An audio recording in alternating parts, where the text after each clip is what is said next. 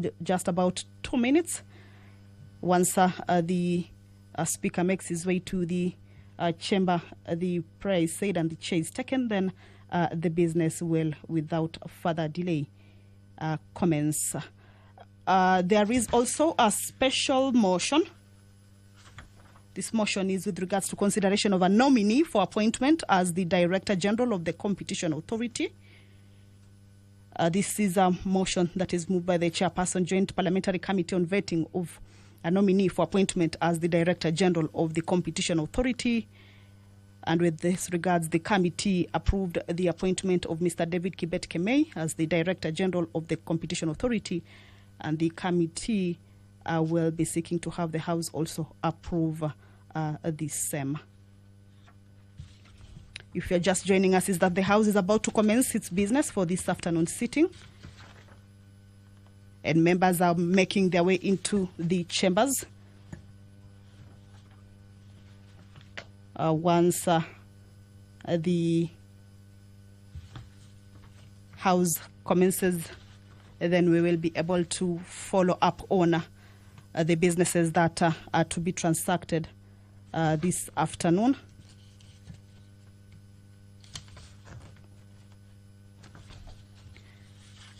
The members of the National Assembly will also be proceeding to a committee of the whole House. There are 2 bills that were forwarded to the Senate, and there are amendments that the Senate made to these bills. That is the Food and Feed Safety Control Coordination Bill. It's a bill that is originating from the National Assembly, Bill number 21 of 2023.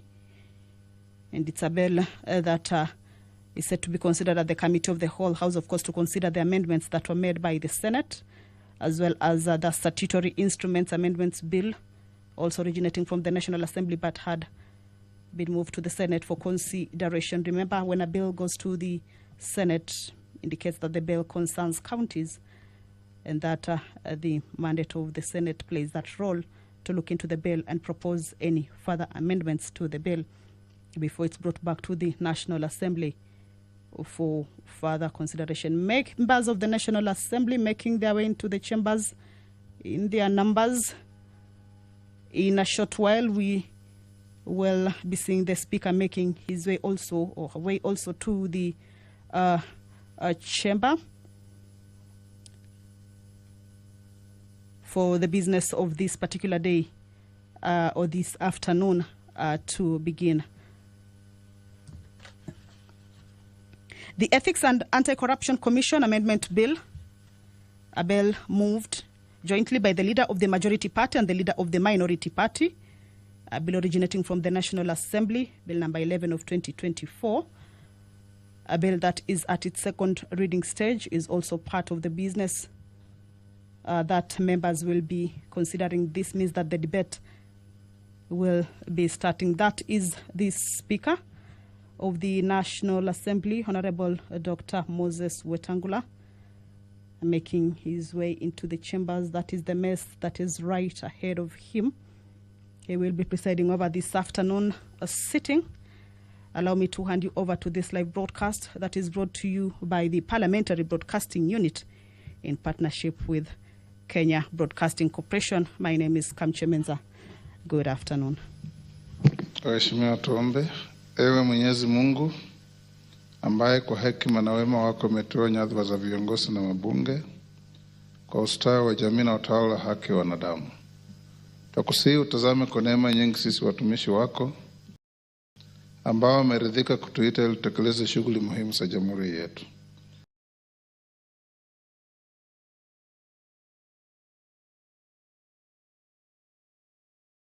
Tukuomba uteremshie baraka zako sisi tuliokutanika hapa, na utujalie tuyatende na kufikiria mambo yote yatakayofikishwa mbele yetu kwa njia ya haki na uaminifu, ili utukufu na sifa zako ziendelezwe, na ili kustawisha amani, ufanisi na heri ya nchi yetu na wale ambao haja zao umezikabidhi mikononi mwetu.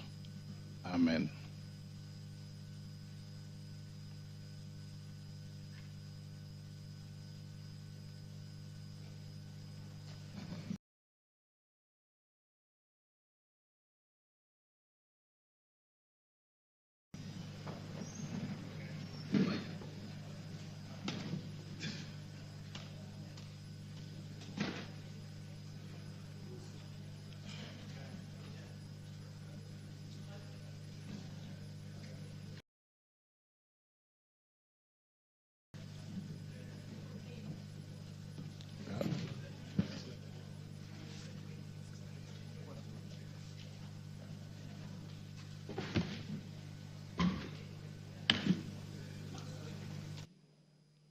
Order number 2, communication from the chair.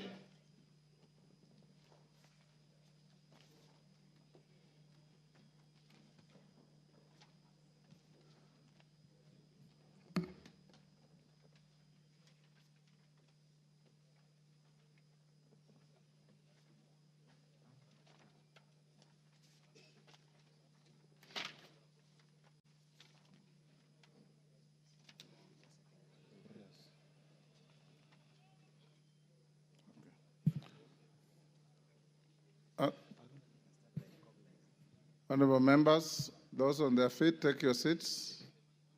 Member for Hamisi, take your seat.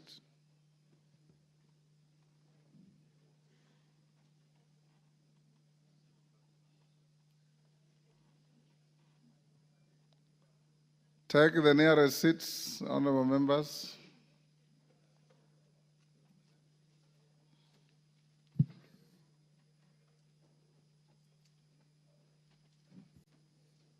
Honorable members, I have two communications to make.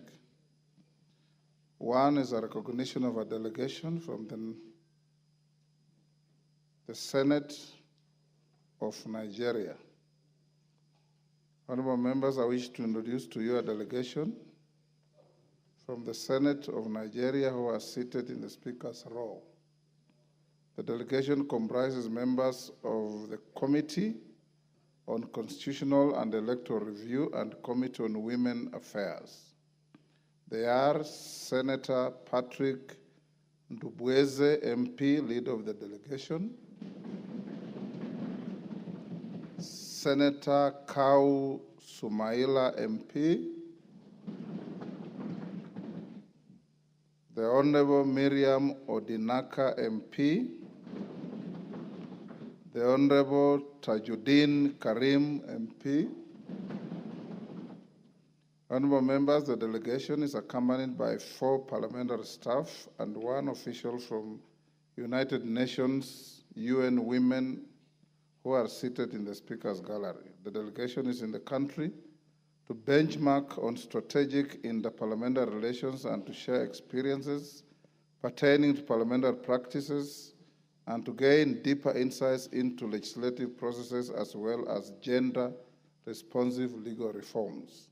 Honorable members, on my behalf and that of the National Assembly, I welcome them to the Parliament of Kenya and wish them fruitful engagements during their stay in the country. I thank you.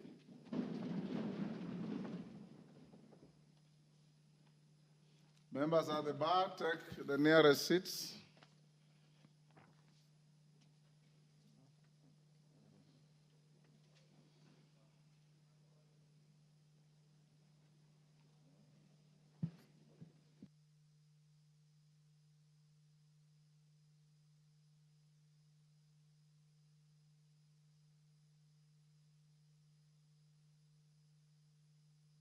Members, let's go to the next order. I'll come back to communication in a little while. Call out the next order. Order number 3, messages. Order number 4, petitions. Order number 5, papers. Majority Leader.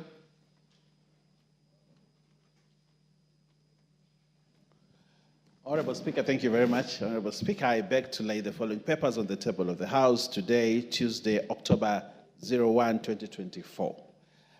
1. Annual report on financial statements of the Kenya Tourism Board for the financial year 2022-2021 from the Ministry of Tourism and Wildlife. 2. Audit of the financial statements for the Office of the Auditor General and Staff Car Loan and Mortgage Schemes for the financial years ended 30th June 2018, 30th June 2019, 30th June 2022, 30th June 2021, and 30th June 2022. 3. Performance audit report on management of cash and domestic debt by the National Treasury for September 2024 from the Office of the Auditor General. 4. Performance Information System Audit Report on the Pensions Department Management Information System for September 2024 from the Office of the Auditor General. 5. Reports of the Auditor General and financial statements for the year ended 30th June 2024 and the certificates therein respect of the following institutions: Central Bank of Kenya, Public Sector Accounting Standards Board, and Capital Markets Authority. 6. Reports of the Auditor General Financial Statements of the National Government Fund, NGCDF, for Subukia constituency for the year ended 30th June 2023 and certificates therein. 7. Report to Parliament on all new loans contracted by Government of Kenya from 1st May 2023 to 31st August 2024 from the National Treasury and Economic Planning. And finally, Honorable Speaker, annual performance report for the Micro, Small and Medium Enterprises MSMEs Credit Guarantee Scheme for the period from 1st July 2023 to 30th June 2024 from the National Treasury and Economic Planning. I thank you, Honorable Speaker, and I beg to lay.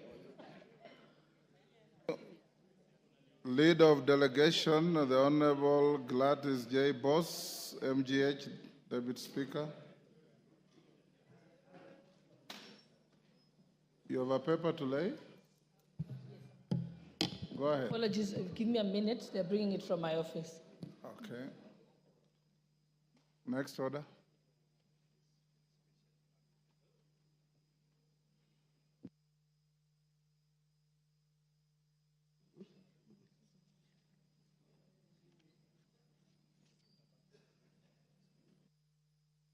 Six.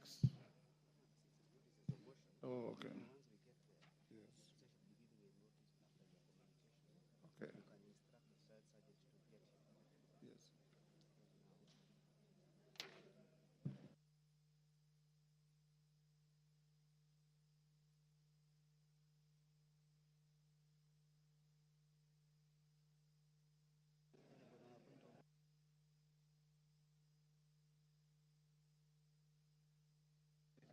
Yes. Yes. Honorable Shalay, how quickly is your paper coming?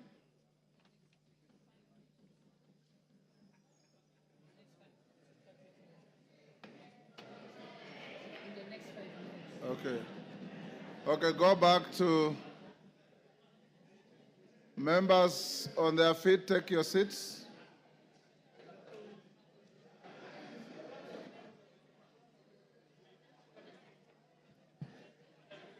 Take your seats.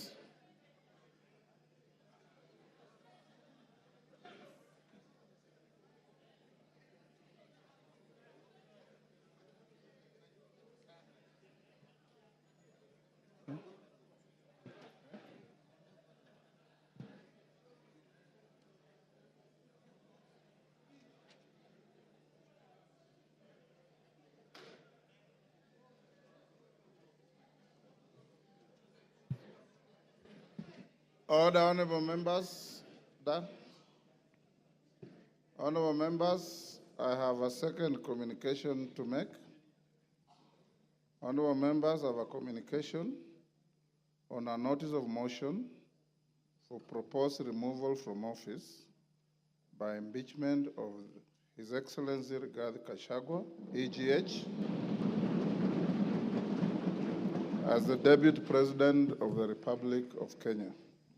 Honorable members, pursuant to Article 151B of the Constitution and Standing Orders 64 and 65, I wish to notify the House that I'm in receipt of a notice of a special motion dated Thursday, 26 September 2024, and received on Friday, 27 September 2024, from the member for Kibwezi West, the Honorable Ekomas Mwengi Mutuse MP.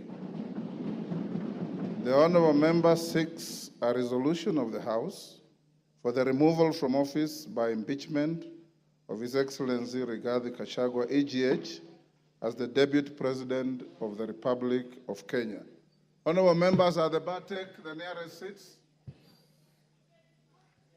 The nearest, Clive.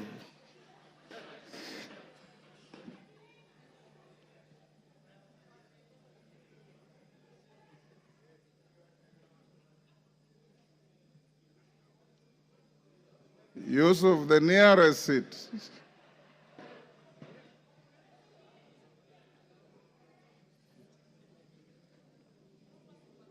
Okay. Honorable members, Article 150B, 1B of the Constitution provides as follows, and I quote, "The Deputy President may be removed from office on impeachment, 1, on the ground of a gross violation of a provision of this Constitution or any other law, 2, where there are serious reasons to believe that the Deputy President has committed a crime under national or international law, or 3, for gross misconduct."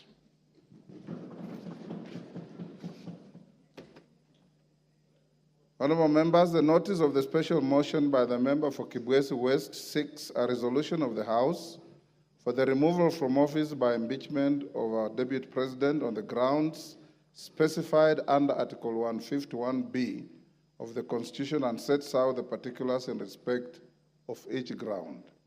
Honorable members, the special motion before the House presents an unprecedented constitutional moment in our democracy.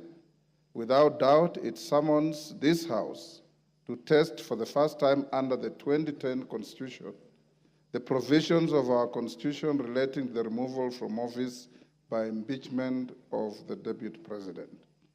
It will be recalled that during the term of the 6th Parliament, on 27th April 1989, the then member for Embakasi, the Honorable David Mwenje, successfully moved the House to pass a vote of no confidence in the then Vice President and Minister for Home Affairs, the Honorable Josephat Karanja. The motion received an affirmative resolution of the House. Honorable members, it's instructive to note that upon the promulgation of the new Constitution of Kenya in August 2010, the then office of the Vice President assumed a new clothing as the office of the Deputy President. This new clothing embedded in it a new manner of election, assumption of office, and removal from office of the second in command. Whereas the previous Constitution conferred upon the President the power to appoint and remove the Vice President, the Constitution of Kenya 2010 shifted the removal of the Deputy President to Parliament. This lays the ground for the notice of the special motion by the member for Kibwezi West.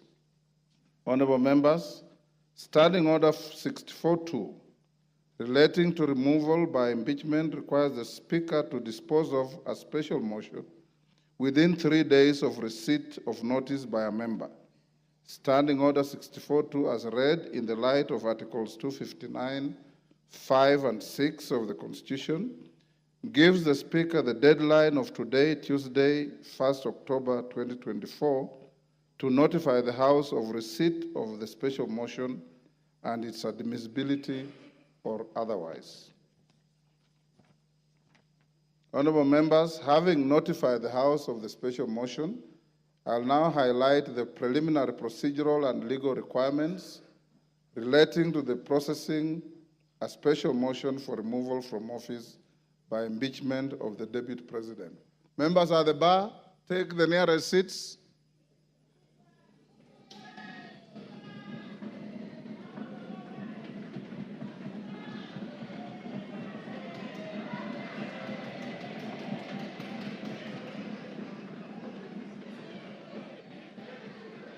Take the nearest seats. Honorable, take your nearest seats. Order. Order. Order. Wamumbi, take the nearest seat.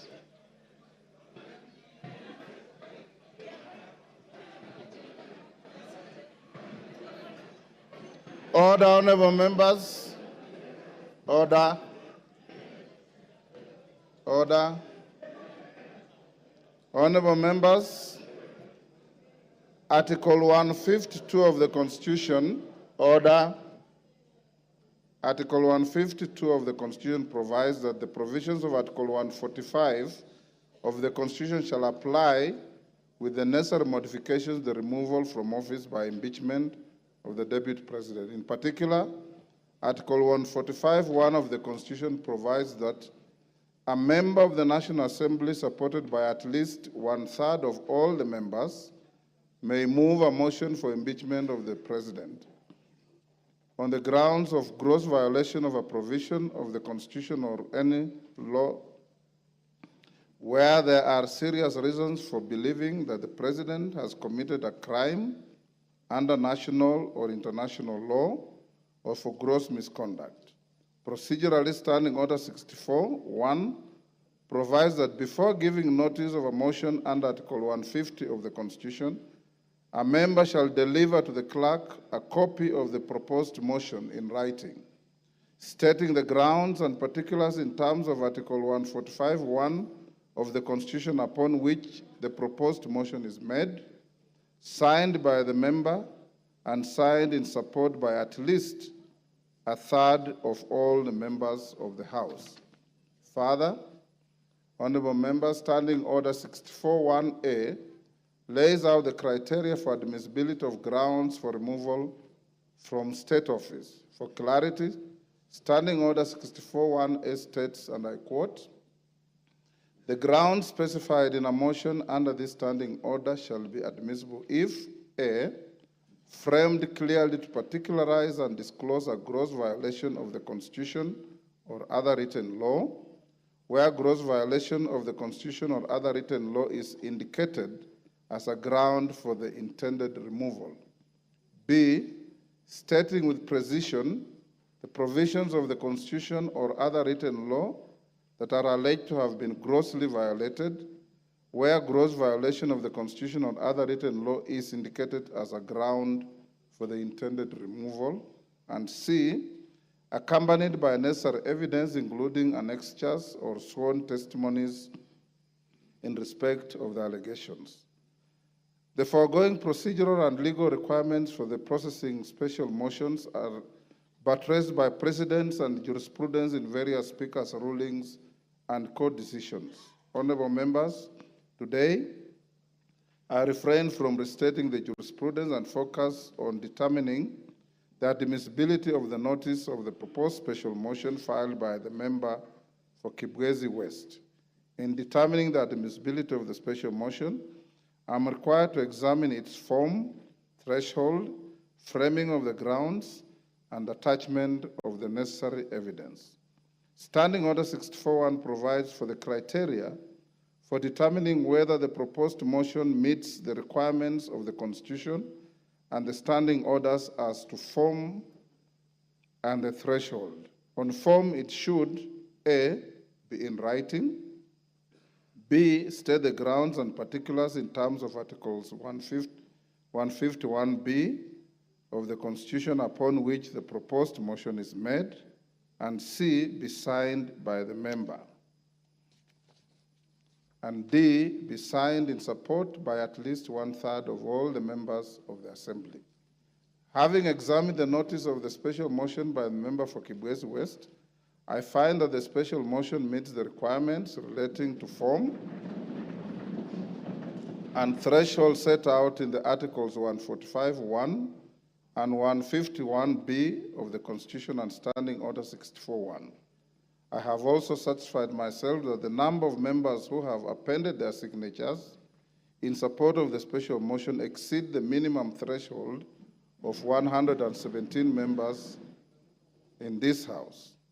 Honorable members, with regard to admissibility of the grounds set out in the special motion, I am guided by Standing Order 64.1a, which provides that the grounds specified in a special motion shall be admissible if A, framed clearly to particularize and disclose a gross violation of the Constitution or other written law, where gross violation of the Constitution or other written law is indicated as a ground for the intended removal.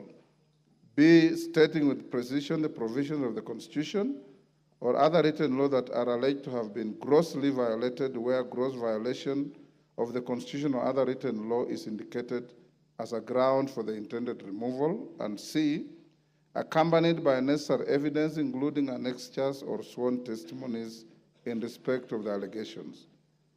Honorable members, having examined the proposed special motion, I note that in keeping with the requirements of Article 151B of the Constitution and Standing Order 64.1a, The member has stated 11 grounds for removal from office by impeachment of His Excellency Deputy President. In addition, I do note that the special motion as submitted to my office also contains the particulars upon which the member seeks to move the House to consider the special motion.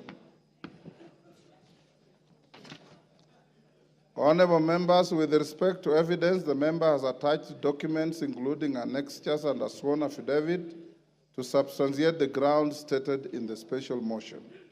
Consequently, honorable members, I find that the proposed special motion by the Honorable Ekomas Mwengi Mutuse MP meets the requirements of Articles 145(1) and 151(b) of the Constitution and Standing Order 64 and 65 with regard to form, threshold, and grounds necessary for a member to move a special motion for the proposed removal from office by impeachment of the Deputy President. Honorable members, having determined that the special motion is admissible, let me now focus on the next steps of giving notice of the special motion to the House. Standing Order 47(4)(a) provides that with respect to a motion for removal of a person from office, a member shall give notice of motion in the House within 3 sitting days following approval by the Speaker. In the circumstances, therefore, the member for Kibwezi West ought to give notice of his special motion either today or tomorrow. Given the nature of the timelines applicable to this special motion, I will, at order number 6, that is notices of motion, accord an opportunity to the member for Kibwezi West to give the notice of the special motion. Thereafter, I'll give further guidance to the House on the next steps to take. The House is accordingly guided. I thank you.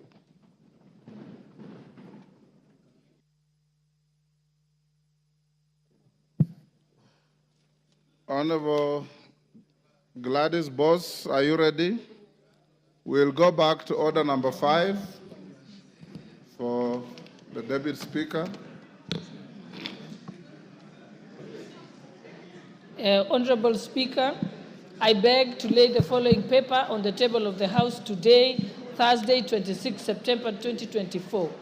Report of the Kenyan delegation to the 64th session of the OACPS Parliamentary Assembly and the first session of Luanda, Angola, from the 17th to the 21st of February 2024. Thank you, Honorable Speaker.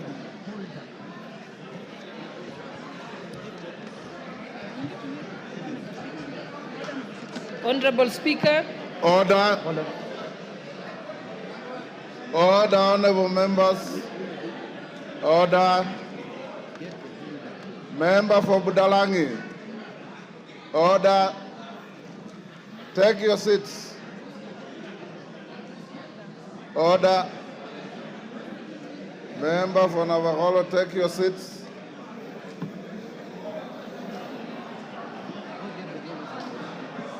Order, honorable members, order. Order number 6, Honorable Sholay. Order number 6, notices of motion. Honorable Speaker, I beg to give notice of the following motion, that this House notes the report of the Kenyan delegation to the 64th session of the OACPS Parliamentary Assembly and the first session of the OACPS EU Joint Parliamentary Assembly held in Luanda, Angola from the 17th to the 21st of February 2024, laid on the table of this House on Thursday, 26 September 2024. Thank you, Honorable Speaker. The Honorable Mutuse.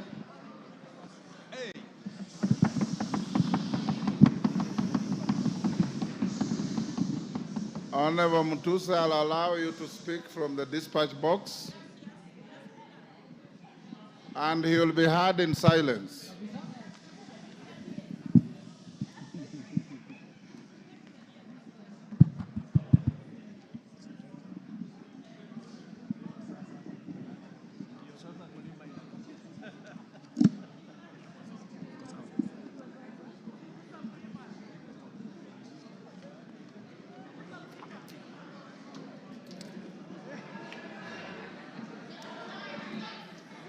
Thank you.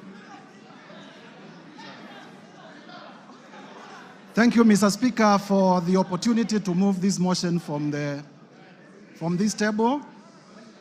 Mr. Speaker, this is an historical moment, and therefore, with your permission and honorable members, Mr. Speaker, allow me to proceed to give notice of the following motion. Mr. Speaker, sir, honorable members, I beg to give notice of the following special motion as follows. Mr. Speaker, pursuant to the provisions of Article 150, Sub-Article 1B and Sub-Article 2 of the same, read together with Article 145 of the Constitution of Kenya that we passed in 2010, and as read together with our standing orders number 64 and 65 of the standing orders of the National Assembly, the Assembly of the Republic of Kenya, this Honorable House resolves to remove from office, by way of impeachment, His Excellency Rigathi Gachagua, EGH, the current Deputy President of the Republic of Kenya. Mr. Speaker, sir, and honorable members, this special motion was lodged with the Clerk of the National Assembly on the 27th September 2024 and contains 11 grounds for impeachment.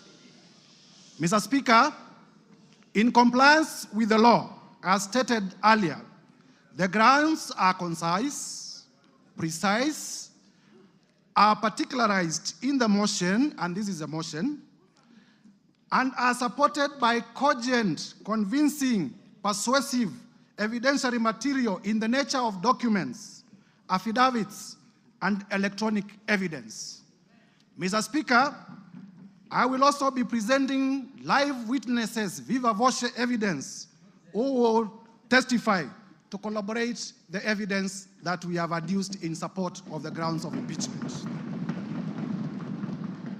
Mr. Speaker, honorable members, in the interest of the time allocated, I am not able to go clause by clause, sentence by sentence, paragraph by paragraph, because as you notice, the grounds themselves constitute about 42 pages, and with the rest of the material, we have about nearly 100 pages. And therefore, Mr. Speaker, with your guidance, allow me to summarize the 11 grounds as follows.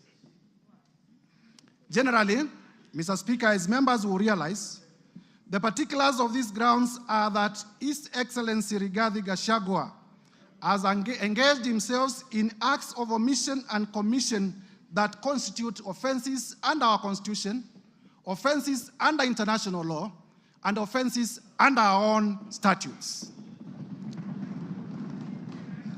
On ground one, Mr. Speaker, we will be demonstrating before this House that His Excellency Rigathi Gachagua has grossly violated Articles 10(2)(1)(a), 10(2)(b) and C, Articles 27(4), Article 73(1)(a) and 2(b), Article 75(1)(c), and Article 129, Sub-Article 2 of the Constitution of Kenya, as well as Articles 147(1), as read with Article 131(2)(c) and D of the Constitution of Kenya. And when the time comes, Mr. Speaker, I will be laying detail, article by article, to show the violations. On ground number 2, Mr. Speaker and honorable members, at the opportune time, I will demonstrate to Kenyans that His Excellency Rigathi Gachagua has violated Article 147(1) of the Constitution and Article 152(1) of the Constitution of Kenya, the most progressive constitution in Africa. Mr. Speaker, on ground 3, I will be demonstrating before this House to Kenyans and to the international community that His Excellency Rigathi Gachagua has violated Article 6(2) of the Constitution, Article 10(2)(a) of the Constitution, Article 174 of the Constitution, Article 186(1) of the Constitution, Article 189(1) of the Constitution, as well as the 4th schedule of the Constitution of Kenya. Mr. Speaker, Mr. Speaker, this is the Constitution of the Republic of Kenya. It is not a mere document. It speaks to the soul of this nation. Under ground 4, Mr. Speaker, I will demonstrate that His Excellency Rigathi Gachagua has violated Article 161 of the Constitution of Kenya. I will further demonstrate under ground 5 that His Excellency Rigathi Gachagua, the Deputy President, the current Deputy President of the Republic of Kenya, has grossly violated Article 3(1) as read together with Article 148(5)(a) of the Constitution. Under ground 6, Mr. Speaker and honorable members, I will demonstrate that the Honorable Rigathi Gachagua has committed crimes under Section 13(1)(a) and 62 of the National Cohesion and Integration Act, the act that speaks to our nationhood, the act that speaks to our multi-ethnicity, the act that speaks to our society remaining together as a cohesive society. And I will demonstrate with videos, I will demonstrate with affidavits, I will demonstrate with documents that the man holding the office of the Deputy President has violated the same law that he swore to protect in his own oath of office. Under ground 7, Mr. Speaker, I will demonstrate before this House that His Excellency Rigathi Gachagua has committed crimes under Sections 45(1), Section 46, Section 47(a)(3), Section 48(1) of the Anti-Corruption and Economic Crimes Act. Anti-Corruption, Mr. Speaker, honorable members, Anti-Corruption and Economic Crimes Act, by using his office to unjustly enrich himself, by using his office to acquire within 2 months properties well beyond 55.2 billion. And Mr. Speaker, I will demonstrate before this House that during the presidential debate, if I may be listened to, Mr. Speaker, that during the presidential debate, His Excellency Rigathi Gachagua did declare that he was worth 800 million. We are aware that he's paid slightly over 1 billion, meaning that for the last 2 years, the much he could have accumulated justly is about 24 million. But I will demonstrate before Kenyans that he has properties to himself, the ones that I was able to get in my time of research, worth 5.2 billion Kenya shillings. This is what we call unexplained assets, and we must slay the dragon of corruption from the highest office. Mr. Speaker, under the same ground, I will also be demonstrating, this is ground number 7, that His Excellency Rigathi Gachagua has violated Sections 2, 3, 4, and 7 of the Proceeds of Crime and Money Laundering Act. Mr. Speaker, you are aware that the Proceeds of Crime and Money Laundering Act is one of those laws pursuant to Section 2 of the Constitution of Kenya that we domesticated because of our international obligations about money laundering. And therefore, by proving the same, I will also be demonstrating before Kenyans that His Excellency Rigathi Gachagua has committed international crimes. Under ground 8, Mr. Speaker, I will demonstrate that the Deputy President of the Republic of Kenya has committed crimes under Section 132 of the Penal Code and Section 29 of the Leadership and Integrity Act. And honorable members will realize that the Leadership and Integrity Act is the law that was enacted by this parliament, none other than this parliament, to give effect to Chapter 6 on leadership and integrity of the Constitution. Under ground 9, I will be able to show, and Mr. Speaker, when we get to this ground, the ground of gross misconduct, I will be able to speak to the House in a very clear manner as to what constitutes gross misconduct as interpreted by our own courts. And I will be able to show that the person of the Deputy President is a bully. The person of the Deputy President has been threatening public officials. The person of the Deputy President has carried himself in a manner that brings disrespect to the office that he holds, and therefore has grossly misconducted himself. Under ground 10, Mr. Speaker, I will also specifically demonstrate that the person of the Deputy President has committed the offense of gross misconduct in the manner of insubordinating the presidency and the Kenyan state. The Kenyan state is our soul. And if you insubordinate the state, you are not worth being a state officer. Lastly, Mr. Speaker, Underground 11, with your permission, when the time comes, I will also demonstrate, honorable members, if we may be listened to, I will also demonstrate that specifically the Honorable Rigathi Gachagua has committed crimes of gross misconduct, as I had earlier alluded to, in terms of bullying and threatening public officers. Mr. Speaker, in compliance with the provisions of Articles 145(1) of the Constitution, as read together with the National Assembly Standing Order number 65, honorable members, if you may listen, this is important. A total, Mr. Speaker, a total of 291 members of this National Assembly have graciously appended their signatures in support of this motion. 291 members. Mr. Speaker, it will be remembered, Mr. Speaker, it will be remembered that at this stage of moving the motion, the requirement of the law is that the motion should be supported by 1/3, translating to about 117 members. However, Mr. Speaker, we have 291. I therefore wish to thank my colleague members of Parliament for supporting this motion to over 83%, way beyond the required threshold of two-thirds, which is 67%, that is required at the next stage of voting for this motion. So, Mr. Speaker, there are times when we used to say this is an open and shut case. Mr. Speaker, sir, as a requirement of our standing orders, please allow me to read the names of the members who have signed in support of this motion.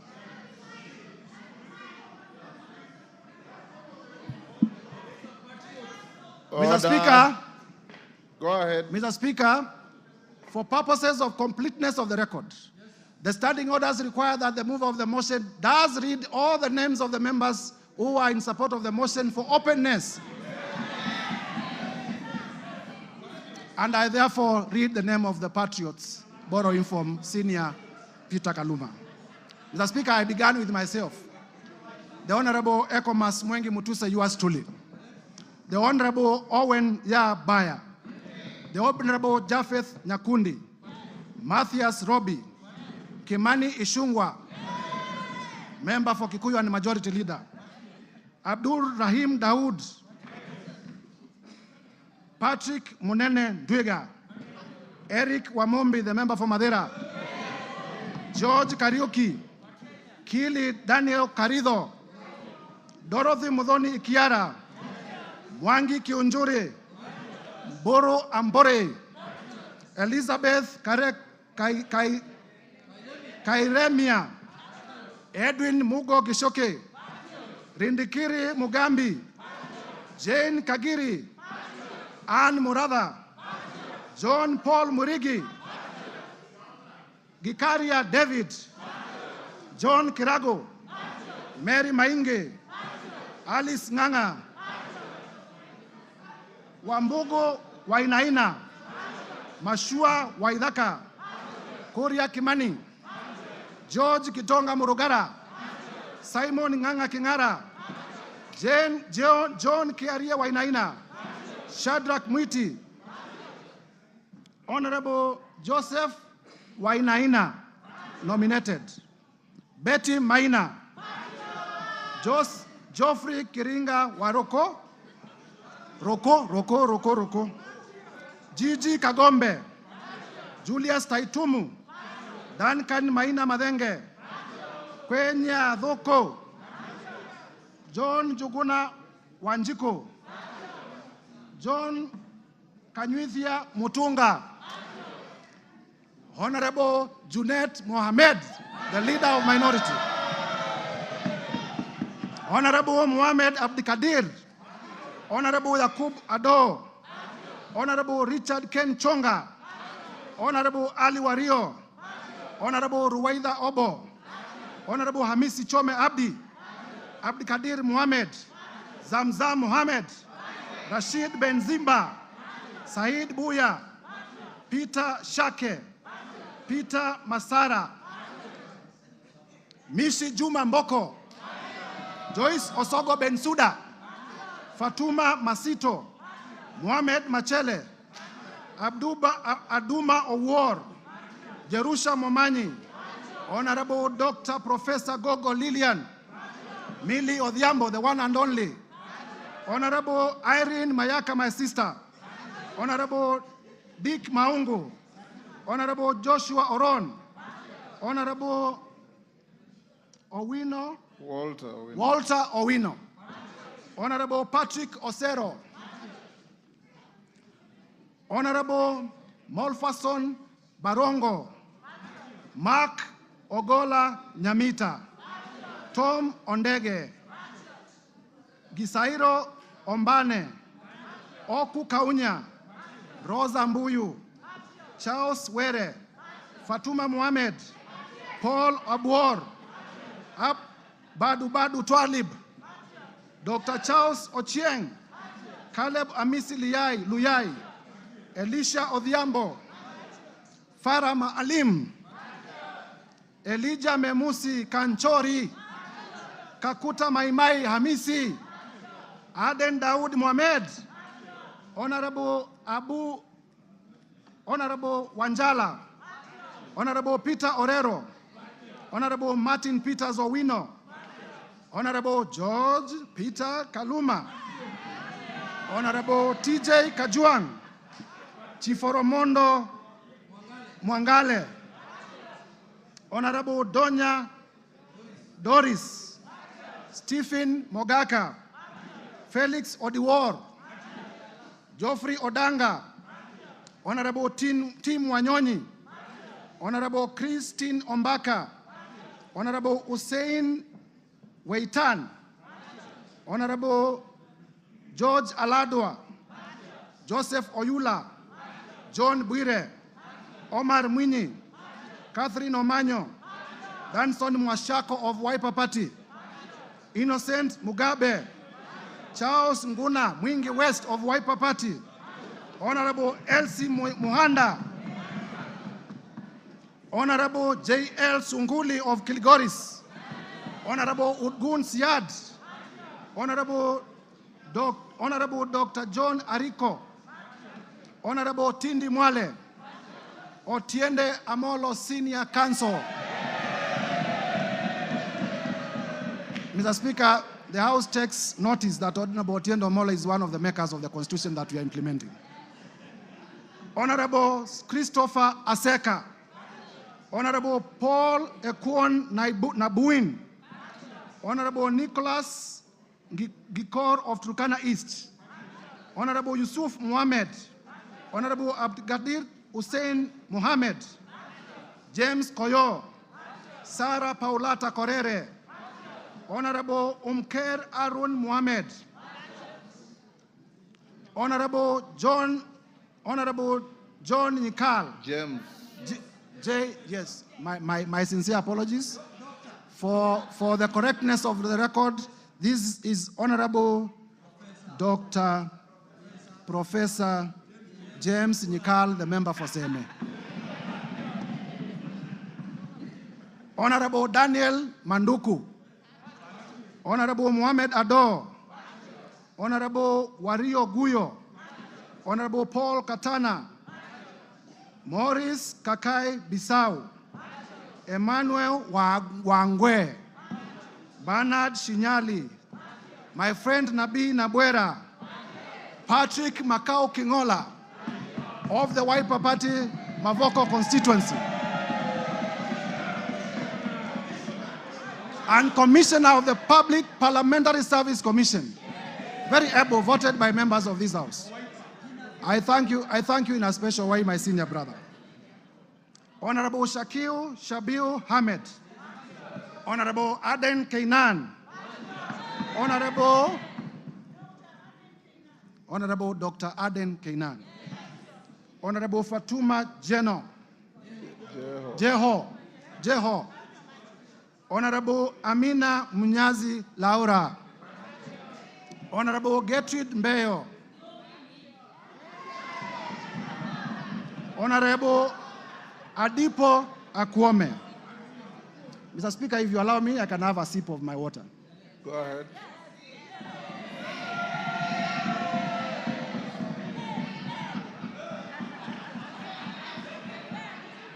Number 134. Number 134, Abdi Omar Shurie, the chairman of the Committee of this House on Public Debt. Honorable Tom Oluoch, the member for Dagoretti Beatrice Elachi. Honorable Samuel Arama. Honorable Guyo Jaldesa, Professor. Honorable Anton Kibagedi, my brother. Honorable Samuel Atandi, my brother. Honorable Ruth Busia.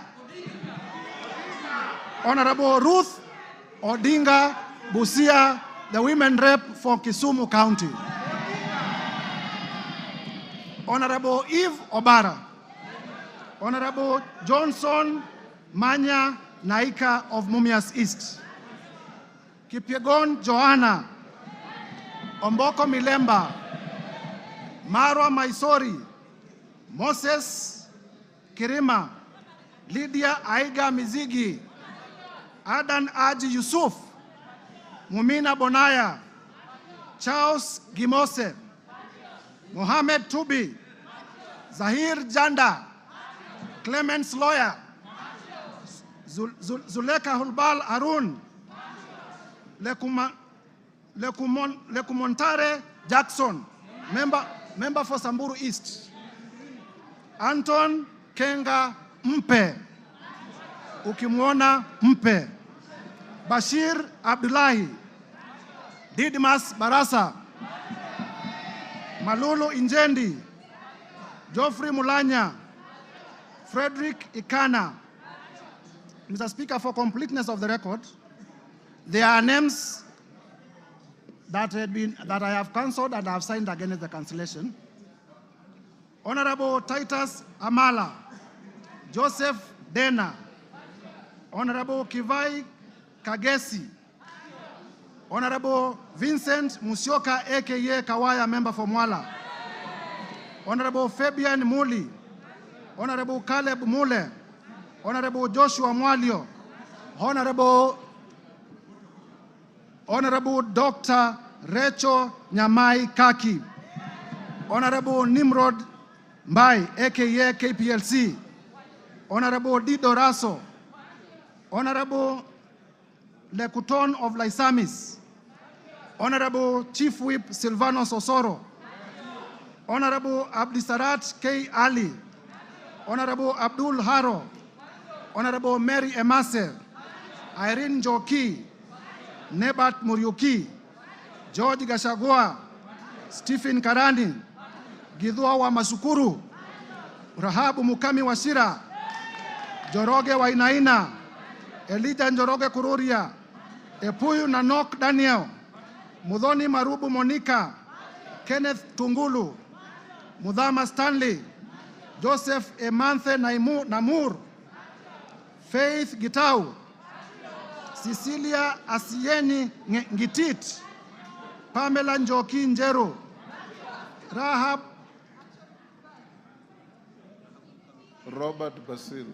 Robert Basil, the member for Yatta and Wiper Party. Protas Akuja, Kasim Sawa Tandaza, Pauline Lengimis, Honorable Dr. Robert Pukose, Honorable George Sunguia, Honorable Joash Nyamoko, Kitlai Olentutu, Lea Sankaire, Lemankon Aramat, Agnes Pareño, Gabriel Tongoyo, Rebecca Tongei, Catherine Wambilinya, John Makali of Kandui, John Chikati, Susan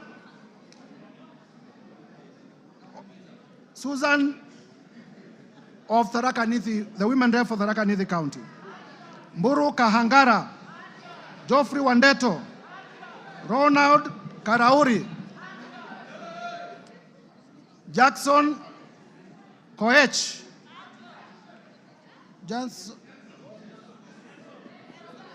Jackson Kosgei of Baringo, Adams Kipsanai, Kagogo Bowen, Jematia Sergon, William Kamket, Catherine Ngalechei, Ruben Kiborek, Kimaiyo Gideon, Musa Sirma, Joseph Kipkorus, Joshua Kandie, Charles Kamuren, John Waluke, Richard Yegon, Richard Kilel, Brighton Yegon, Francis Sigei, Kipngetich Koech, Lynette Chepkoril Toto, Justice Kemei, Nelson Koech, Beatrice Kemei, Joseph Cherorot, Kibet Komugoi, Hilary Kosigei, Benjamin Langat, Mutai Alfred Kiprono, Liza Chelule, Joseph Tonui, Paul Chebor, Fred Kapondi, Lilian Sioi, Naomi Jilo Wako, Faisal Abdi Bader, Alpha Miruka of Bamachoke Charge, Deko Baro, Innocent Obiri, Ogola Gideon, Honorable Sabina Chege, the party leader of the Jubilee Party, Peter Lochakamping of Sigor, Samuel Chemulel, Rael Kasiwai, David Kosing, Titus Lote, Joseph Samal Womwa, Honorable, the handwriting is sometimes difficult, right? The member for Samburu North. Eli. The Honorable Letipila Eli. Lelitila Lady of Samburu North. The Honorable Kareke Mbiuki. The Honorable Martin Pepela. Wanami Wamboka. David Ochieng. Ferdinand Kevin Wanyonyi. Gladys Boss Chepkosgei Sholei, the women rep for Sinigishu and my former teacher. Paul Kibchil Biego, Marianne Kitani, Samuel Kiprono Chepkonga, Janet Sitienei, Muge Chepkosgei Cynthia, Joses Kosgei Lelmengit, David Kiplagat, Julius Kipibiwot, Julius K. Ruto, Bernard Kitur, Phyllis Barto, Professor, Oscar K. Sudi, Engineer Oscar Sudi, Dan Wanyama, Honorable Dr. Adagala Beatrice, Amina Dika, Abdi Ali Abdi, Hussein Abdi Bare, Gonzi Rai, Ibrahim Abdi Sanei, Honorable Ker Kasim, Honorable Sala Farah, Karoli Omondi, Robert Gishimu, Michael Mushira, Jared Okello. Jared Okello is my last name, making a total of 291 members. Mr. Speaker. Yes, wind up. Honorable members, as we wind up, as I alluded earlier, I presented to the Clerk of the National Assembly, and this afternoon, I'm laying on the table of the House the following documents. Number one, the special motion dated 26th of September 2024, and received by the clerk on the 27th of September 2024, and I have it in my hands and I'll be laying it shortly. Number two, with this special motion, Mr. Speaker, I am also laying before the table of the House the list of 291 members of the National Assembly who signed in support of the motion. Mr. Speaker, number three, I will also be laying the bundle of evidence in support of the grounds in the motion. And number four, I will be laying the list of witnesses, all contained in this bundle. Mr. Speaker, Kenyans will be shocked. Indeed, Kenyans will be very shocked when we finally unravel and demonstrate the grounds and the supporting evidence. I therefore, through you, Mr. Speaker, humbly request the House Business Committee to allocate me ample time at the time of moving the motion so that Kenyans can appreciate in detail the injustices that have been committed against them by the person of the Deputy President. I thank you, Mr. Speaker, and I beg to give notice of the special motion and to lay the said documents on the table of the House. And if you allow, Mr. Speaker, as I conclude, please allow me to highlight the following. Order. Mr. Speaker, I am a Christian, and I often read the Bible. And the Holy Bible, in the book of Proverbs 29 verse 16, says as follows: when the wicked are in authority, sin flourishes. But the godly, and mark the godly in small g, will live to see their downfall. That is the Holy Book as contained in the book of Proverbs 29:16. Further, Mr. Speaker, in the book of Mark, chapter 9, verses 42 to 47, it says as follows, and I quote: If anyone causes one of these little things, honorable members, Kenyans, please listen carefully. If anyone causes any one of these little things, those who believe in me, to stumble, it would be better for them if a large millstone were hung around their neck and they were thrown into the sea. 43, if your hand causes you to stumble, cut it off. It is better for you to end a life maimed than with two hands to go into hell, where the fire never goes out. 45, and if your foot causes you to stumble, cut it off. It is better for you to end a life crippled than to have 2 feet and to be thrown into hell. And if your eye causes you to stumble, pluck it out. It is better for you to enter the kingdom of God with 1 eye than to have 2 eyes and be thrown into hell. Mr. Speaker, if Kenyans cannot get services because of Deputy President Gachagua, we'll be pleading, pluck him out from government. Mr. Speaker, honorable members, it is my belief that these 2 quoted verses are also true to the Quran and to other holy books. Turning now to our own jurisprudence. Honorable members, because many of us are political practitioners, even those who are not lawyers, would remember that in nullifying... Order, Mtuse, you are giving an motion, you are not debating the motion. Yes, I'm finishing. Yes. I'm finishing. In nullifying the 2017 presidential elections, His Lordship, the Chief Justice Emeritus, the Honorable David Maraga, pronounced himself in the following words: the greatness of any nation lies in its fidelity to the Constitution and adherence to the rule of law, and above all, respect to God. And Mr. Speaker, it is this persuasion, Mr. Speaker, that has made me to bring this motion of impeachment against the person of the Deputy President, His Excellency Rigathi Gachagua.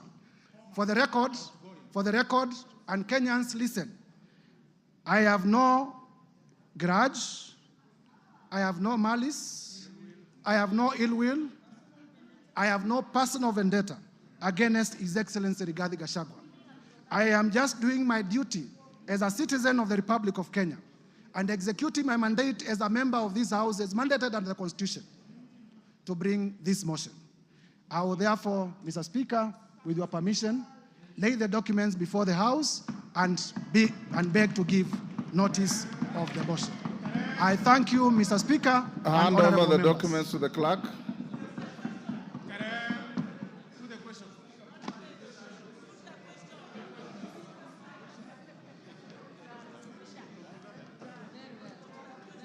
Yes, Ruku, what is it? Order, members. Ruku, what is it? Honorable Speaker. In relation to the motion? Yes. What is it? Honorable Speaker, I rise to seek your clarification on the special motion for the removal of the Deputy President. Honorable Speaker, as you are aware, 4 seats in the House are vacant following the resignation of the Honorable Obio Wadai and Honorable John Badi upon being appointed as Cabinet Secretaries. Further, as you are aware, the seat of Magarini constituency was declared vacant following a successful election petition. The Banisa constituency seat was also declared vacant following the unfortunate demise of our colleague. In this regard, we are now 345 members in this House and not 349 members. Honorable Speaker, in this right, what the threshold shall you use to determine whether the special motion, what is the threshold, Mr. Speaker, shall you use to determine whether the special motion meets the constitutional threshold? Differently put, Mr. Speaker, to pass this motion, shall we require 2/3 of 345 members or 349 members? In my view, vacant seats should not be counted. Order. You can't ask a question and answer it.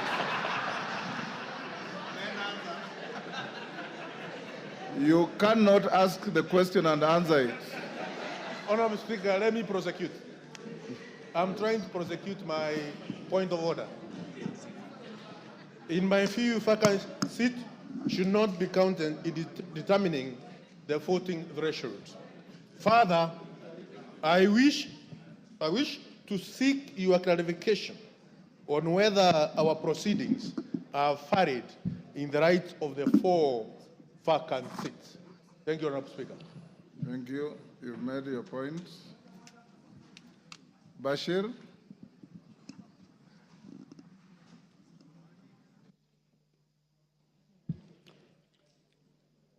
Honorable Speaker, Article 145 and 150 of the Constitution provides for removal of the Deputy President.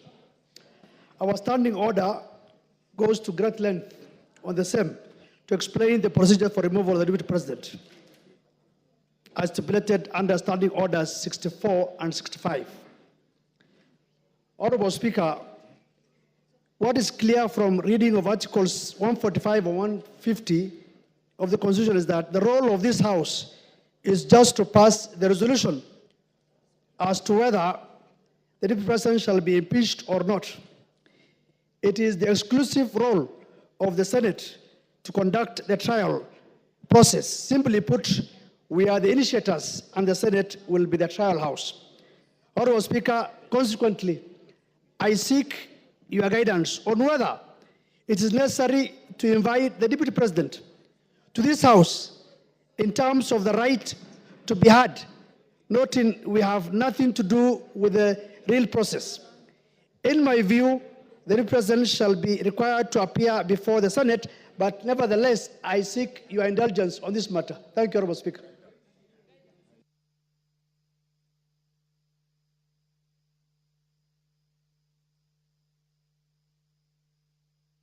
Honorable members, we'll leave it there. Yes, Junet. Mr. Speaker, I don't intend to anticipate the debate I will not allow you to. Yeah, because this is just a notice of motion. But, Mr. Speaker, there are matters that surround the notice of the motion that needs your guidance and action, Mr. Speaker, because, Mr. Speaker, this is a very momentous issue. Because, as you are aware, when this country gave itself the new constitution, Mr. Speaker, Kenyans were very happy. And this is one of the moments in this House, Mr. Speaker, when we are going to exercise Article 150, which has not happened before. So, Mr. Speaker, this is a very, very important matter for this nation, Mr. Speaker, that is being exercised through this House. But having said, Mr. Speaker, as you're aware, there are members from our side and members from the other side who have signed to this petition, to this motion, Mr. Speaker. And, Mr. Speaker, I wanted to get your assurance as the boss of this House, as the leader of this House, as the Speaker of this House, Mr. Speaker, that the 291 members of Parliament who have signed to this motion, Mr. Speaker, their safety and security will be guaranteed, Mr. Speaker. Because the motion does not end at the tabling, at the notice of motion today. It will go through a process. It will be formally again moved. Members will debate, and members will vote on it. Mr. Speaker, we want those 291 members of Parliament to turn up here the day of voting, Mr. Speaker, without missing any one of them, Mr. Speaker. Mr. Speaker, we have just passed the new Inspector General of Police the other day here, Mr. Kanja. Not really. He must take responsibility as the Inspector General of Police, Mr. Speaker, to guarantee the safety, as the Inspector General of the country, Mr. Speaker, to guarantee the safety and the security of the 291 members. Mr. Speaker, you know this thing. What we are doing is not a small thing, Mr. Speaker. When Trump was being removed, was being impeached in the United States, Mr. Speaker, you know what he attempted to do. And what can happen here, you know, Mr. Speaker. And let us not fight, let us not begrudge anyone, because what the House is doing is constitutional, because the House is just exercising its mandate. It's not doing anything outside the Constitution. There is nothing unconstitutional that's happening in this House, Mr. Speaker. You can impeach a cabinet secretary, you can impeach a deputy president, you can impeach the president if you wish so. So, Mr. Speaker, this is an exercise that is given to us by the Constitution. So, Mr. Speaker, you've made your point. I have made my point, but I conclude by saying this, Mr. Speaker, that, Mr. Speaker,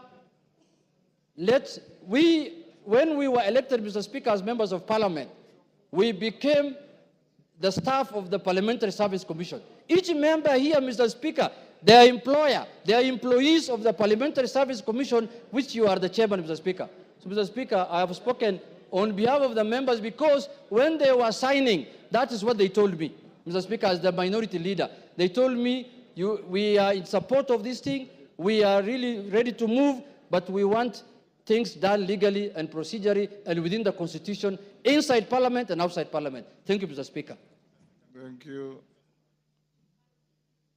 I don't want to open debate. Yes, Whip, what's your point of order? Honourable Speaker, I also seek your guidance and indulgence on the notice of motion that has just been tabled here today, because we all agree that post-2010 Constitution, this is unprecedented.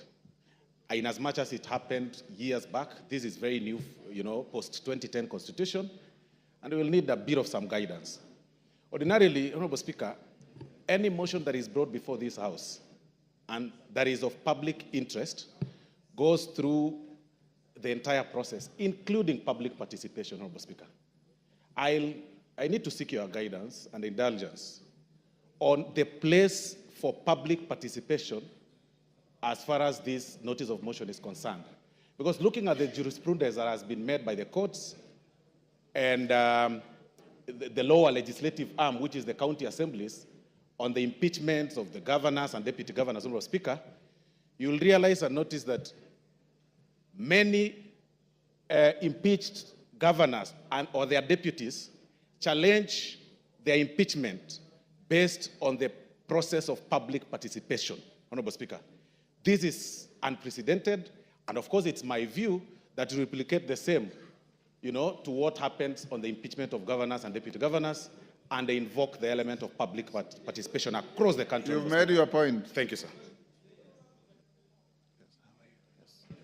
Yes, Majority Leader.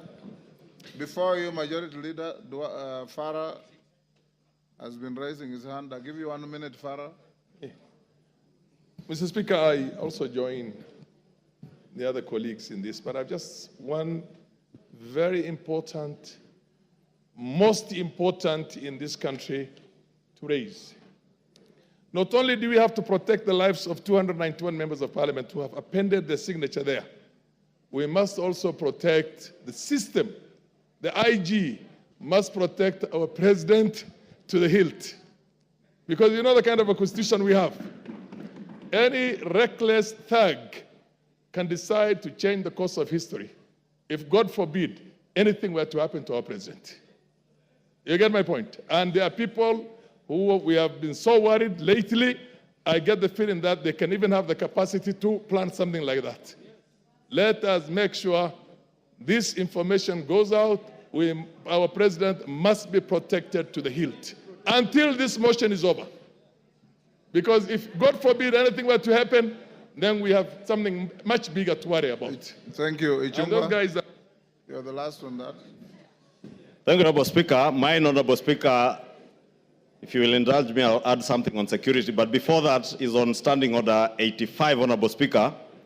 85-2, which, Honorable Speaker, would beg, even as you guide members, that members listen, that it shall be out of order to anticipate the debate of a motion of which notice has been given by discussion upon a substantive motion or amendment and all that is said in the standing orders, Honorable Speaker. And I say this, Honorable Speaker, because I know we are in an open and transparent society, and many of us will be invited to media stations to discuss this impeachment motion which notice has been given today. Just to caution members that it will be completely out of order to discuss the substance of the motion in media stations before debate, as is contained in our standing orders. So when we're invited to media stations, maybe we be guarded in what we discuss, so that we do not go into the substance of the motion until we are done with debate. After debate, Honorable Speaker, we are all at liberty to discuss, and that includes, Honorable Speaker, both those who have appended their signatures, like myself, and the other few who have not appended their signatures, Honorable Speaker. The 58 members who have not appended their signatures. Honorable Speaker, just to add on to what the Honorable Farah and Honorable Junet have said, Honorable Speaker, the security of members of Parliament is paramount. Honorable Speaker, I say that looking at you, because you know on the 25th of June this year, Honorable Speaker, none other than yourself, you were a target, and you know that. And not a target for harm, but a target for elimination based on the position you hold as Speaker and the ranking order should anything happen to the President or the Deputy President, Honorable Speaker. Honorable Speaker, I want to beg that you take with a little more weight the issues raised by Honorable Junet and Honorable Farah Maalim, because, Honorable Speaker, we have seen it on social media.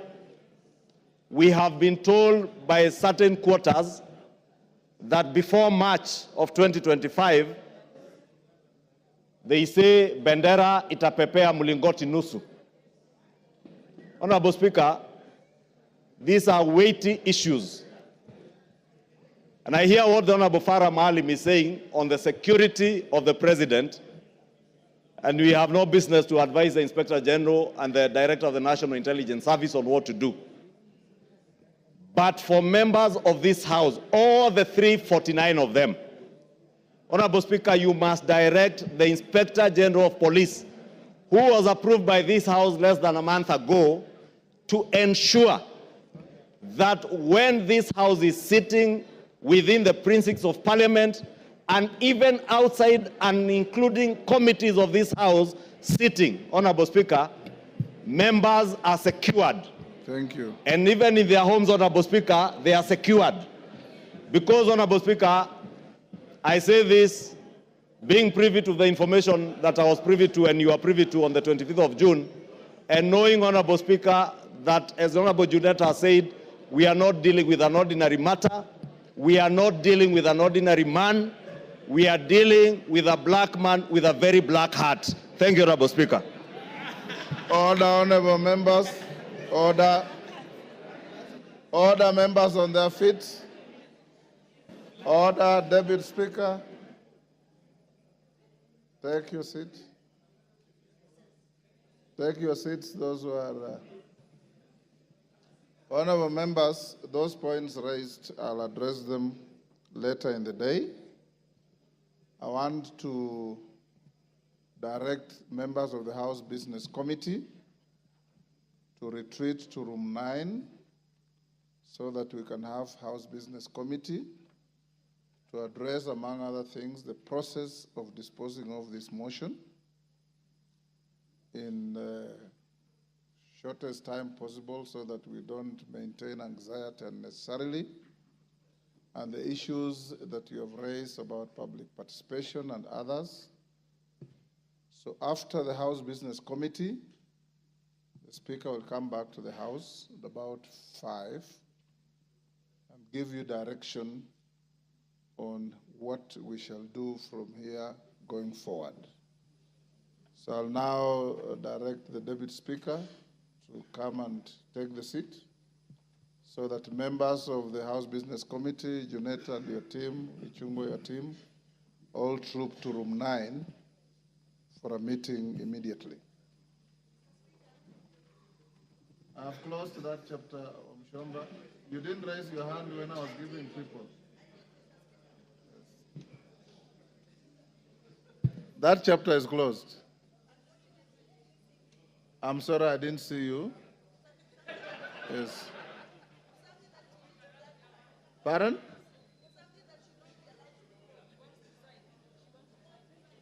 Two? Take the seat. Deputy Speaker, take the seat.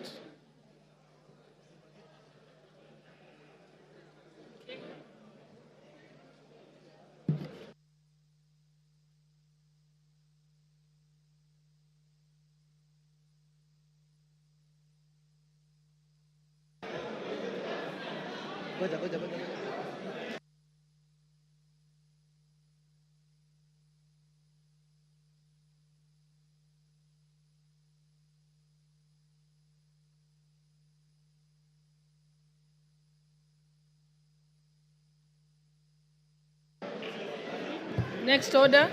Order number 7, questions and statements.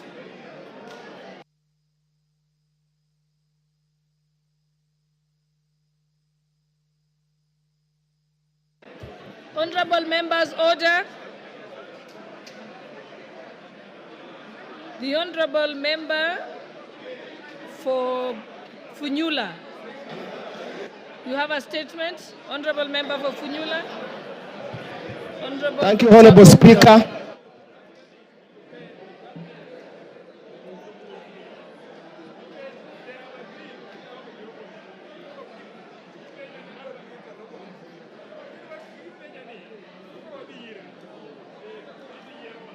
Honorable Speaker,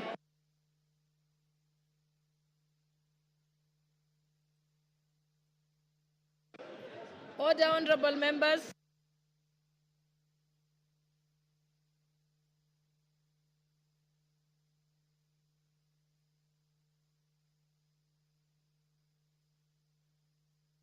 Order, honorable members. Order, honorable members.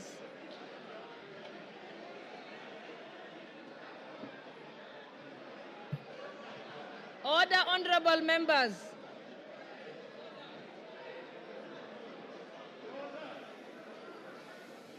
Order, honorable members.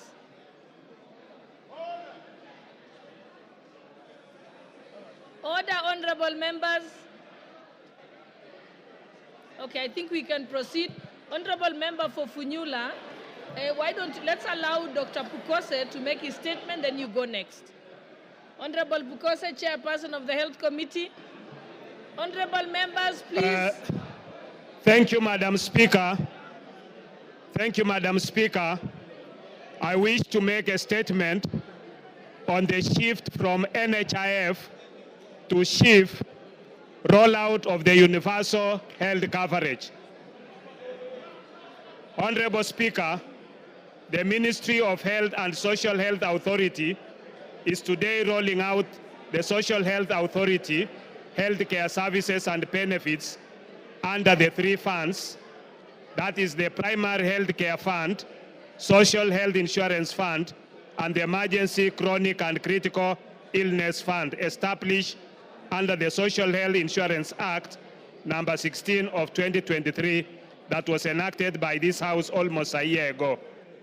This act is being operationalized by the government. Access to SHA healthcare services and the benefits being offered by SHA is being rolled out today, 1st October 2024. As the chairperson of the Departmental Committee on Health, I rise to give a statement on matters concerning the procurement of the Integrated Health Information Technology System by the Ministry of Health, which has elicited a lot of debate. Honorable Speaker, members of the Departmental Committee on Health have raised concerns regarding the procurement of this system.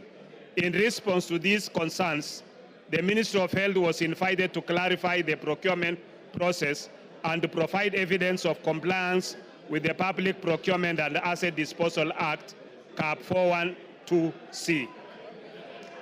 Honorable Speaker, the committee made the following observations from its engagements with the ministry.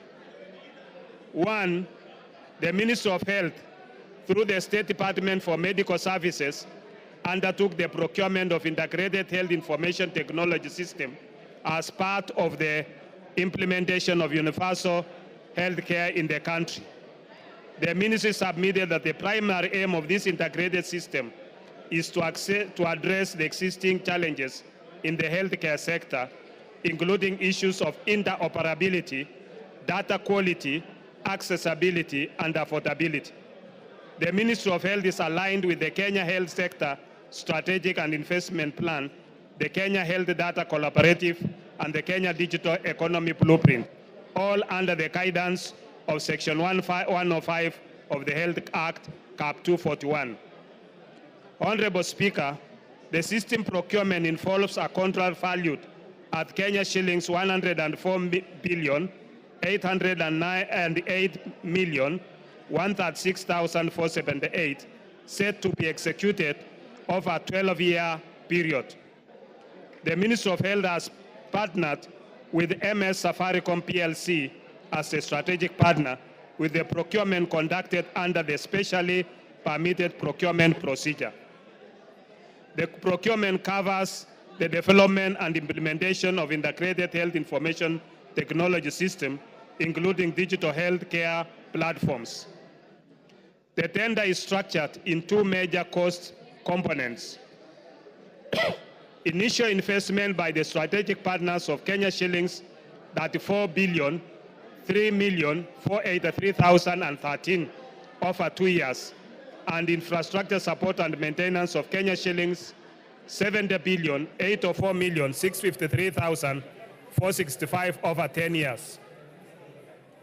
In adherence to Public Procurement and Asset Disposal Act and the tender regulations, the ministry indicated that the procurement process began on 6 June 2023, when the then Cabinet Secretary for Health requested the use of the specially permitted procurement procedure for the medical equipment supply project, healthcare information technology, that's the transition project, and the supply of community health promoters, CHP kits. The National Treasury approved the request on 13 June 2023, subject to conditions regarding the preparation of tender documents that include specifications, conditions of tendering, and contracting and justification for the use of SPPP, detailing the procedure of onboarding the strategic partners. This process was followed by the ministry's compliance and further approvals. The bid documents were issued on 9th May 2024 and closed on 15th May 2024. After the tender evaluation and negotiation, the ministry submitted a draft contract to the Office of the Attorney General for review and necessary advisory in line with Section 134(2) of the PPADA. This section obligates the accounting officer of a procuring entity to seek clearance from the Attorney General before signing contracts of a value exceeding Kenya shillings 5 billion. As mandated by Section 114A of the Public Procurement and Asset Disposal Act, a specially permitted procurement procedure can be utilized under the following circumstances.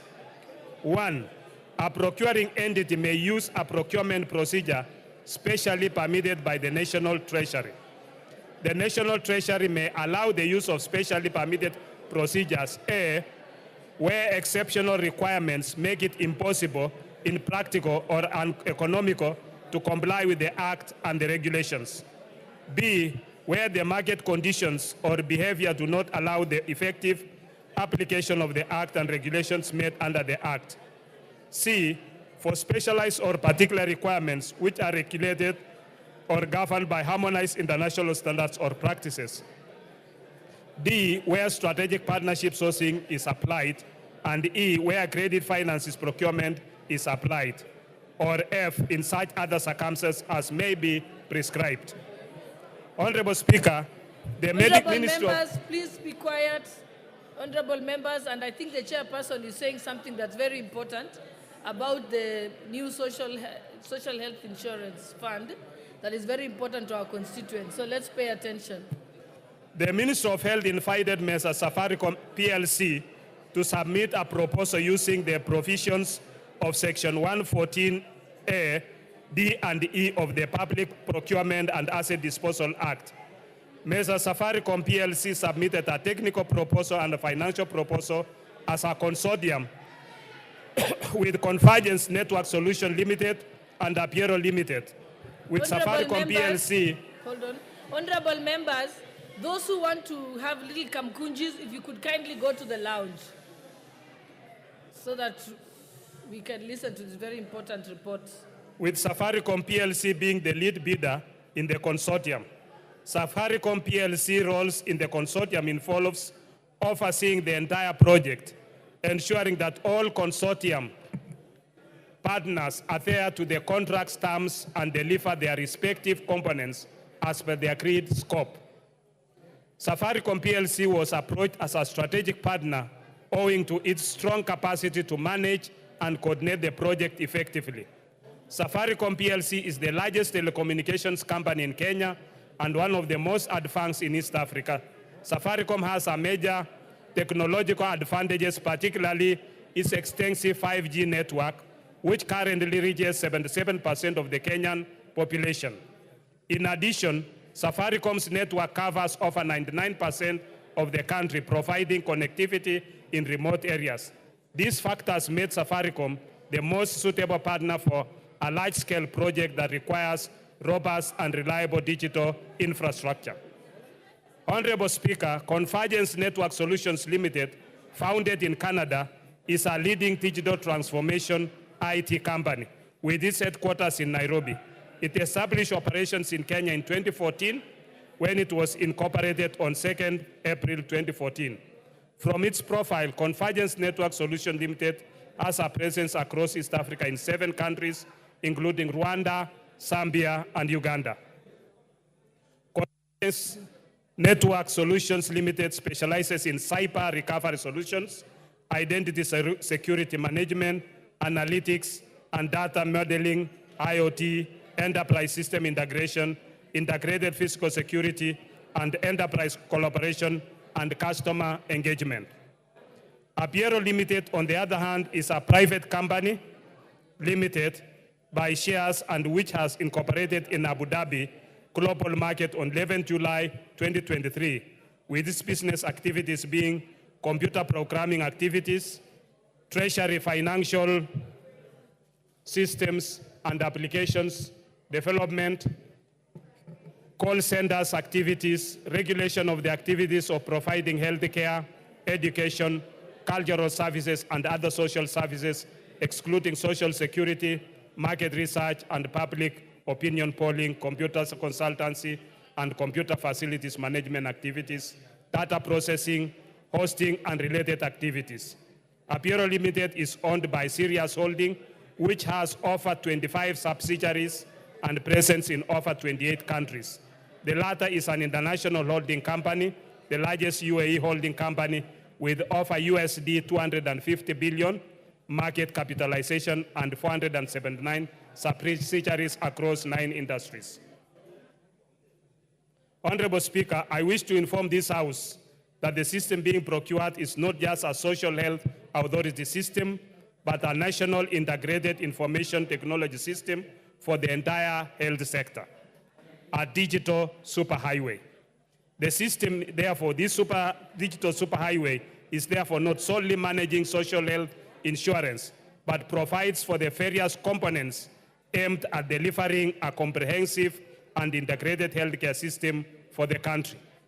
These components encompass the development of a health information management system, a health information exchange platform, core business services such as provision of telemedicine and track and trace for pharmaceutical products, the Social Health Authority Insurance Management Platform, an enterprise resource planning system, national logistics and supply chain management software, a learning platform, a data lake, and analytics system, as well as the necessary digital health infrastructure to support these systems.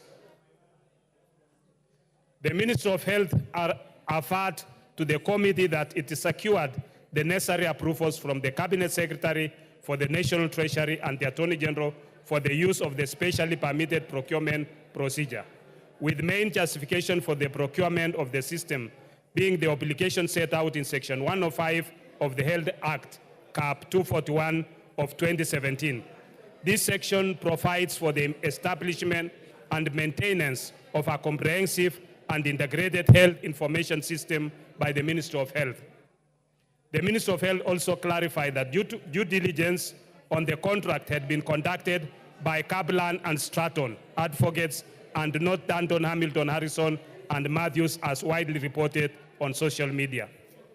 Honorable Speaker, the committee had also expressed concerns about electricity and network connectivity challenges in certain hospitals, especially in remote areas. The Ministry of Health and the Social Health Authority acknowledged the issue, noting that 4,065 health hospitals face difficulties with power and internet access. To mitigate these challenges, hospitals will receive devices with power banks for backup power. Additionally, the digital system will function in offline mode, ensuring hospitals can operate without internet access. The ministry is also collaborating with the Ministry of Energy to secure infrastructure upgrades, including reliable electricity, to facilitate the full implementation of the digital health system. The Ministry of Health further assured the committee that there are at least 3 connectivity lines available to support the system in case of system down or failure. Madam Speaker, the Ministry of Health and the Social Health Authority, in the meeting held with the committee yesterday, Monday, 30th September 2024, highlighted its preparedness on the rollout of the access to social health benefits. The Ministry of Health submitted that as of 28th September 2024, the SHA system had registered approximately 2 million new members, while 9 million members from the NHIF system were to be transitioned to the SHA platform.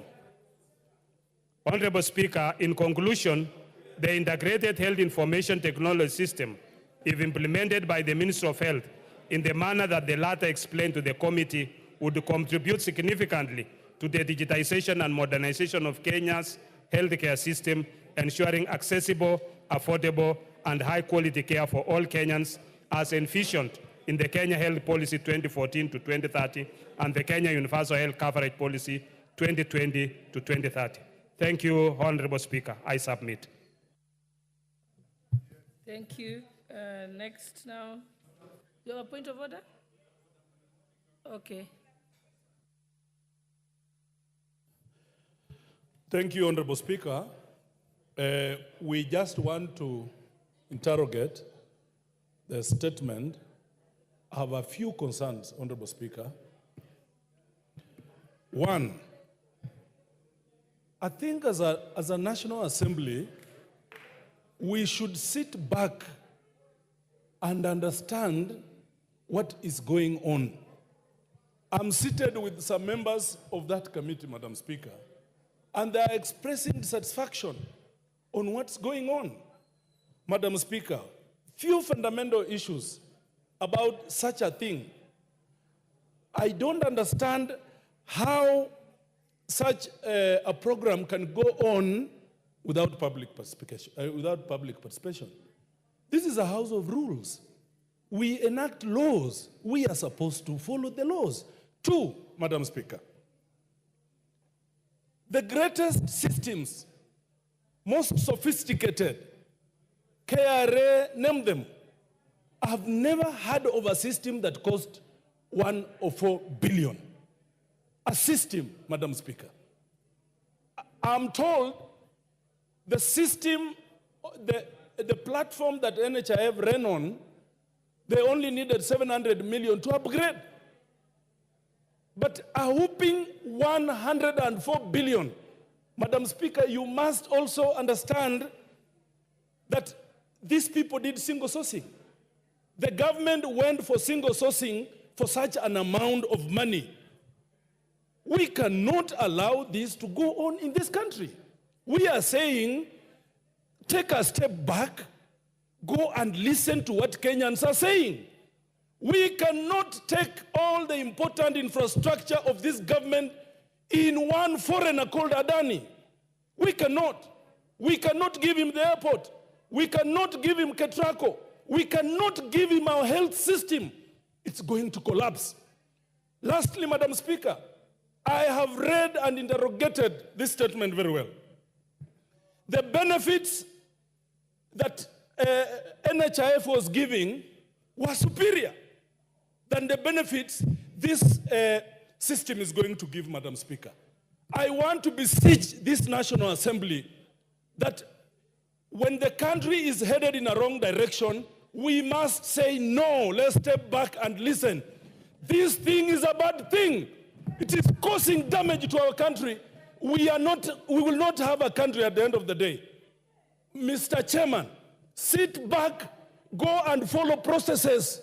You cannot award a contractor of 1 or 4 billion by single sourcing. You cannot. The eating is just too much. We should not allow this eating and looting in this country. Thank you, Madam Speaker. Yes, Honorable Justice Kemei.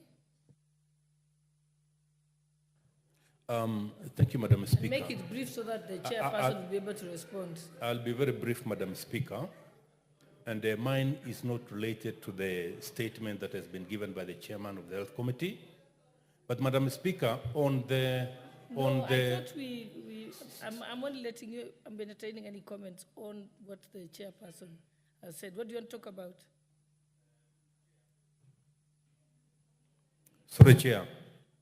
I had sought a statement from the chairman of the Health Committee on the 15th of August this year on the state of smallpox in this country, Mpox, sorry.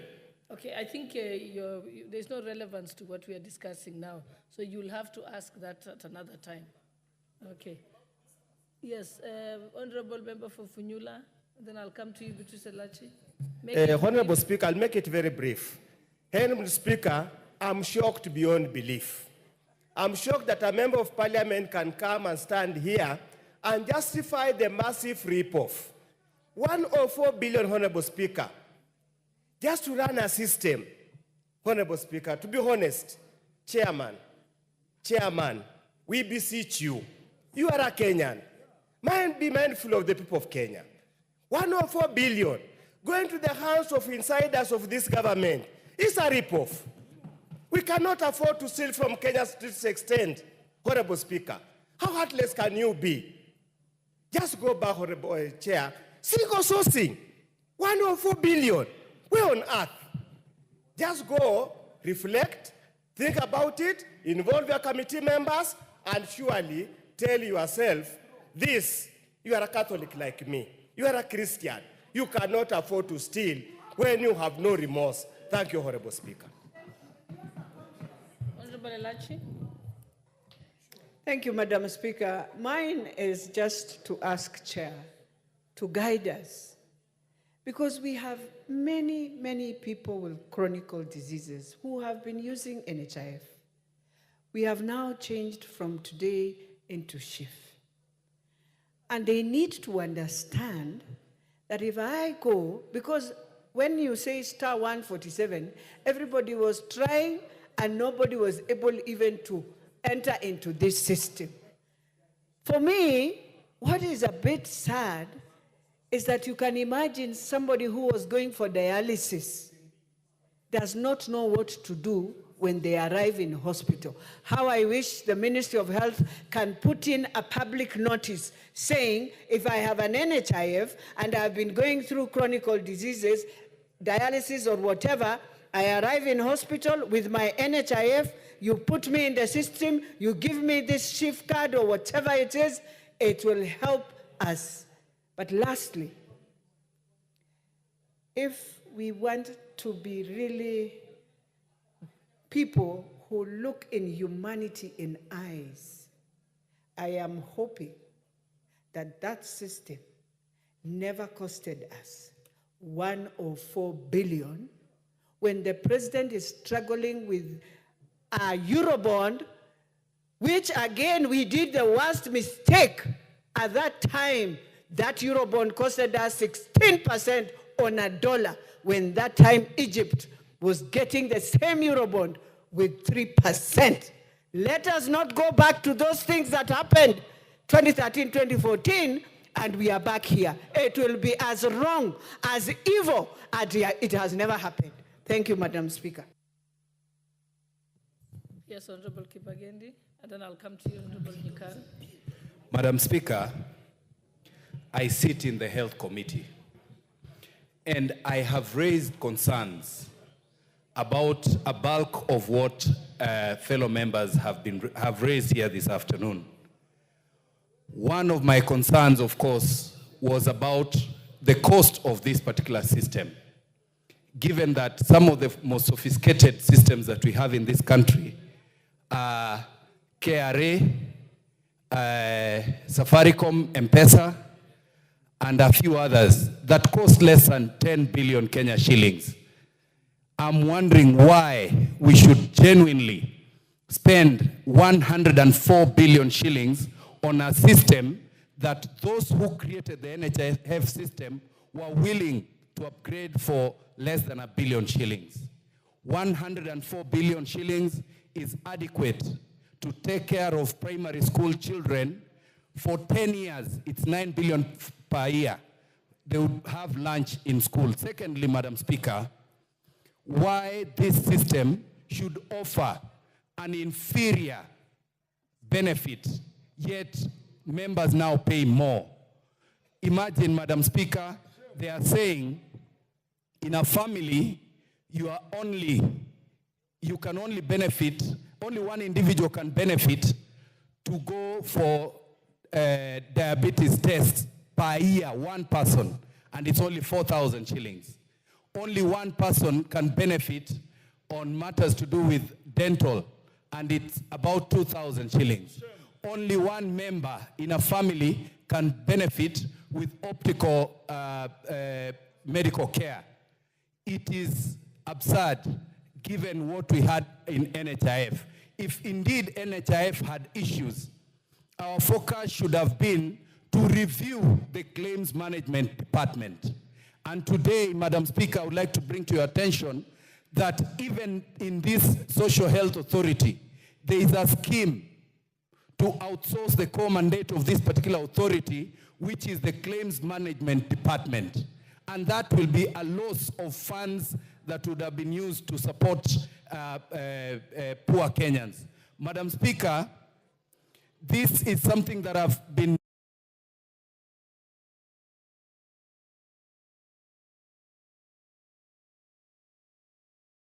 to request that through our committee, we step back and look at I've forgotten to mention, in our committee, we requested the ministry to produce even one photo of a public participation event. They could not produce even one. There was no public participation anywhere in this country. So, Madam Speaker, I would request as a member of that particular committee, and there is a lot that we can talk about, we step back and review this and even the cost. I forgot to mention also that the companies that benefited from this particular contract have never developed any kind of this system anywhere in the world. One of them was just registered the other day in July. So you can imagine the haste in which those who intend to benefit from this had.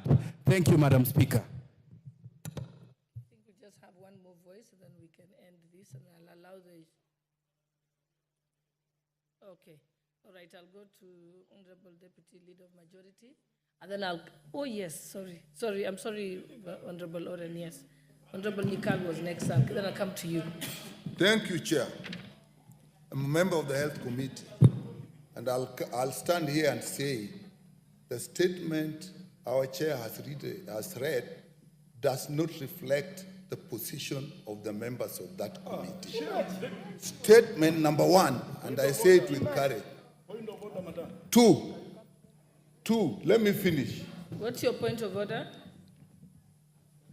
Madam Speaker, indeed, if members of the Health Committee are saying that what the statement the chairman has read to this House is not a representative of the views of members of the Health Committee, then why are we discussing it in the first place? Okay. Yeah, why are we discussing it, Madam? Okay. Is that in order? So let me allow Honorable Nikal, and What? you will have a chance to respond to this, Honorable Bukose. Speaker, to begin with, we were not even aware that this statement was going to be made here.